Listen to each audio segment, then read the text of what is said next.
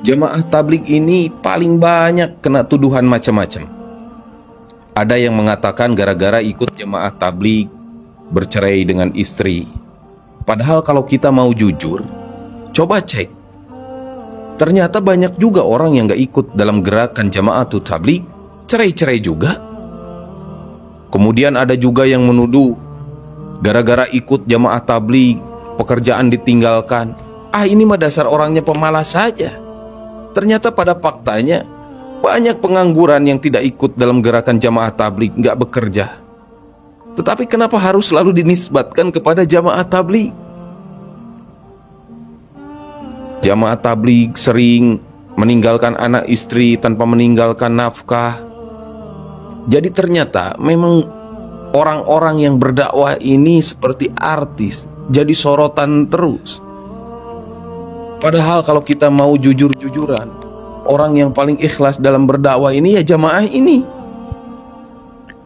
Mereka datang tanpa diundang, menggunakan harta diri mereka sendiri, nggak meminta upah, nggak meminta bayaran. Coba bandingkan dengan dakwah hari ini. Dan ajibnya, orang hari ini mengaku-ngaku dakwah ketika duduk di atas mimbar saja. Tapi kalau disuruh masuk ke pelosok, bagaimana untuk menghidupkan amal-amal masjid, mereka nggak mau. Bagaimana mengajak orang datang ke masjid, nggak mau. Jadi yang disebut dakwah ini sebetulnya yang mana? Padahal Allah subhanahu wa ta'ala jelaskan di dalam Al-Quran, di dalam surat Yasin ini, mengajak kepada Allah orang-orang yang tidak meminta imbalan apapun.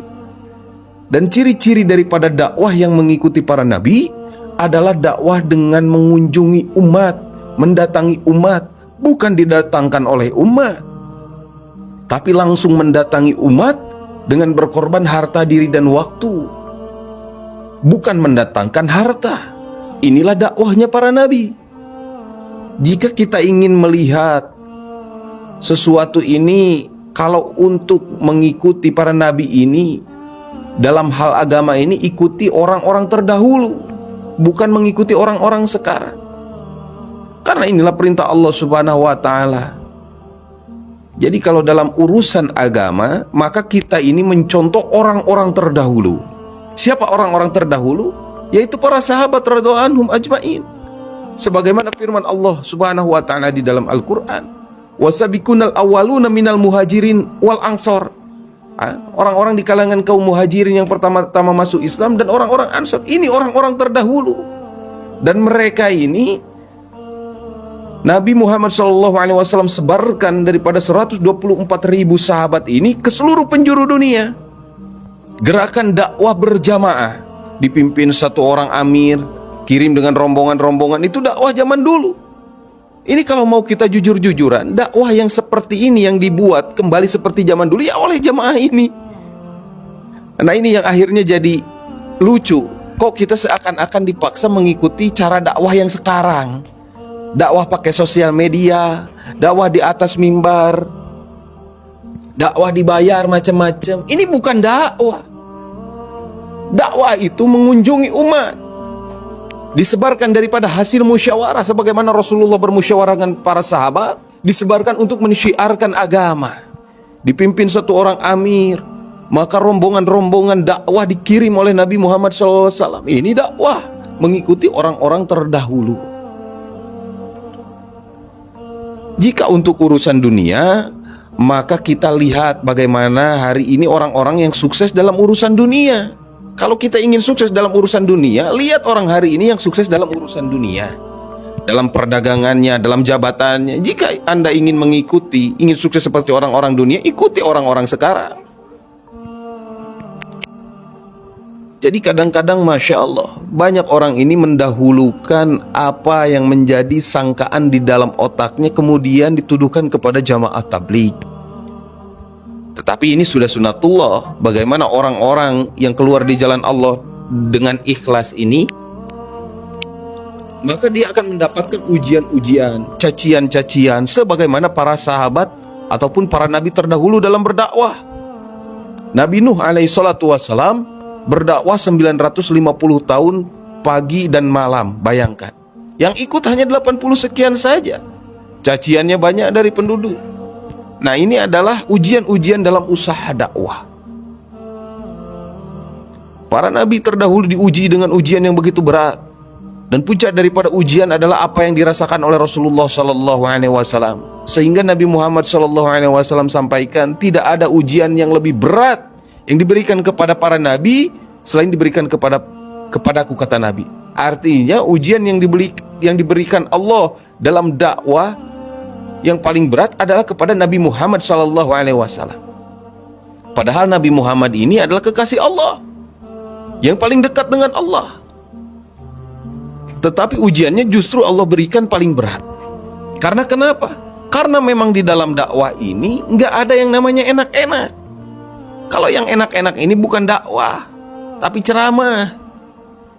Makanya hari ini jangan kita menganggap ini orang-orang yang pindah masjid, ngajak orang ini dikatakan bukan dakwah. Justru mereka lah yang berdakwah. Dan orang-orang yang berilmu harus memberitahu kepada masyarakat sesuatu yang benar. Sampaikan. Jangan justru menambah fitnah daripada masyarakat, akhirnya membenci jamaah ini. Ini yang dikhawatirkan. Akhirnya orang banyak menganggap kurang baik terhadap jamaah ini, dikarenakan orang yang berilmu justru menjuruskan orang lain yang tidak tahu agar lebih gak suka kepada jamaah ini. Ini yang salah. Maka harusnya ada kerjasama. Bagaimana orang-orang alim ini mendukung daripada jamaah-jamaah yang bergerak ini. Bagaimana mereka menarik masyarakat untuk kembali ke masjid. Ini bukan untuk jamaah, tetapi untuk para ustadz, agar bagaimana memudahkan pekerjaan para ustadz mengamalkan ilmunya, mengajarkan ilmunya. Coba lihat bagaimana orang-orang Masya Allah yang berilmu. Ada seorang ulama dari NU, ulama besar, tokoh ternama, Kiai Haji Idrus Romli. Dia kalau ada jamaah senang. Apa kata dia? Saya merasa terbantu dengan adanya jamaah. Coba bayangkan kalau Kiai datang ke setiap rumah setiap hari, lah kapan ngajarnya? Tetapi dengan adanya jamaah, ada kerjasama. Sebagaimana datangnya muhajirin disambut oleh sesuatu yang baik oleh Ansor. Harusnya seperti itu. Kalau kita memang benar-benar merisaukan keadaan umat Rasulullah SAW. Jadi sangkaan-sangkaan yang dituduhkan kepada jamaah tabligh ini ya memang sudah menjadi sunatullah, adalah ujian. Tetapi masyarakat hari ini harusnya berpikir dengan menggunakan pikiran yang jernih, tidak mendahulukan sangka buruk kepada jamaah ini. Walaupun setiap pergerakan dalam Islam tidak ada yang sempurna, selalu ada kesalahannya, tetapi kebaikannya ini banyak nggak dilirik. Jamaah tabligh meninggalkan anak dan istri, contohnya ternyata justru kebanyakan anak-anak daripada jamaah tabligh, preman-preman yang hijrah taubat ikut daripada gerakan ini, anak-anaknya menjadi hafiz-hafizoh. Coba lihat di Temboro, berapa puluh ribu orang yang belajar Al-Quran menjadi ahli Quran, menjadi orang alim, yang ternyata orang tuanya ini bukan orang alim, tetapi karena dakwahnya mau hijrah, kemudian saling mengajak kepada kebaikan, Allah Subhanahu wa Ta'ala perbaiki keturunannya. Tetapi kadang-kadang hari ini terbalik, sedih. Orang tuanya kiai tapi anaknya ini sama sekali nggak mau mondok dan nggak kenal agama. Maka ini semua harus kita luruskan untuk sama-sama saling berpikir, saling melihat kebaikan dan saling menutup keburukan. Karena Nabi SAW sabdakan, barang siapa membuka aib saudara muslim, maka Allah Subhanahu wa Ta'ala akan buka aibnya sebelum dia meninggal, bahkan dipermalukan di dalam rumahnya sendiri. Jadi kalau untuk sangkaan-sangkaan yang seperti itu mah sudah biasa, dan kita tidak harus banyak menanggapi fitnahan. Ada satu pepatah yang luar biasa. Ini bentuknya quotes.